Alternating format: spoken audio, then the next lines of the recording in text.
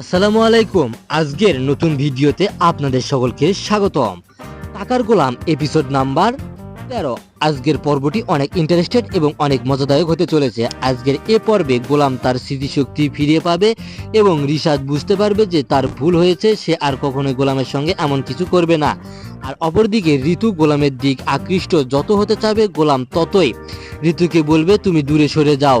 আর ফাতেমা গোলামের কাছে আসতে চাইলে ফাতেমাওকেও দূরে সরে দিবে, কেননা গোলাম এখন চায় না যে সে তার আসল স্মৃতিশক্তি ফিরে পেয়েছে এটি কেউ বুঝুক।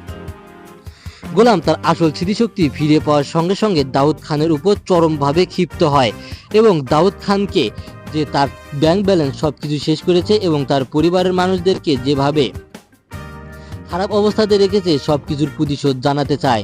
অপরদিকে রিশাদকে ফাতেমা এক জায়গায় নিয়ে যায় এবং সেখানে বুঝিয়ে দেয় যে আসলে গোলাম না, সে একজন শেহজাদ, আসলে সে শেহজাদ। তারপর গোলাম সবকিছু খুলে বলে এবং রিশাদকে বলে আজকের পর থেকে তুমি এই ঘটনা যদি কাউকে বলো তাহলে তোমার অবস্থা শেষ করে দেওয়া হবে। রিশাদ অনেক ভয় পেয়ে বলে সমস্যা নেই, আজকের পর থেকে আমি এই কথা কাউকে বলবো না যে তুমি আসলে গোলাম না, তুমি শেহজাদ। আর আজকের পর থেকে তোমাকে আমি কোনো খারাপ ব্যবহার কিংবা তোমাকে আমি কোনো কাজ করে নিব না। তখন শেহজাদ বলে তুমি আগে যেরকম ব্যবহার করছিলে সেরকম ব্যবহারই করবে, না হলে সকলে বুঝতে পারবে যে আমি গোলাম না, আমি শেহজাদ। তো রিশাদ অনেক ভয় পেয়ে যায় এবং সেখান থেকে বাড়িতে এসে সে আর ঘুমাইতে পারে না গোলামের ভয়ে, যে আসলে গোলাম আসলে কে, গোলাম কি তার অবস্থা পুরোপুরিভাবে শেষ করে দিবে নাকি। আর এসব কিছু দেখে পুরোপুরিভাবে ভেঙে পড়ে যায় ঋতু, কেননা ঋতু গোলামকে আস্তে আস্তে ভালোবেসে ফেলেছে এবং গোলামের কাছে আসতে চায়, কিন্তু গোলামের কাছে আসতে চাইলে গোলাম তাকে কাছে আসতে দেয় না, কেননা গোলাম তো ভালো মতোই বুঝতে পেরেছে যে স্মৃতিশক্তি পাওয়ার পরে এই গোলাম আসলে ঋতুকে না, গোলাম আসলে ভালোবাসে ফাতেমাকে।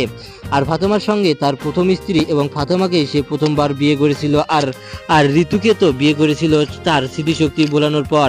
এসব কিছু ভাবে আর বলে যে আমি কাউকে ধোকা দিতে পারবো না, কেননা ফাতেমা আমার প্রথম স্ত্রী, আমার একটা বেবি রয়েছে, আর আমি এই বেবিকে এবং এদেরকে কখনোই আমি ধোকা দিতে পারবো না। তাই তো অনেক বাধা বিপত্তির মুখে আসলেও এবার গোলাম থেকে শেহজাদ হয়ে ওঠার পর্বটা একটু বেশি ভিন্ন এবং ঋতু এবং ফাতেমাকে অনেক বেশি ধন্যবাদ জানিয়ে শেহজাদ বলে যে তোমার জন্য আজ আমি আমার স্মৃতিশক্তি ফিরিয়ে পেয়েছি, তুমি যদি আমার সুস্থভাবে চিকিৎসা না করতে তাহলে আমি কোনোভাবেই ফিরিয়ে পেতাম না।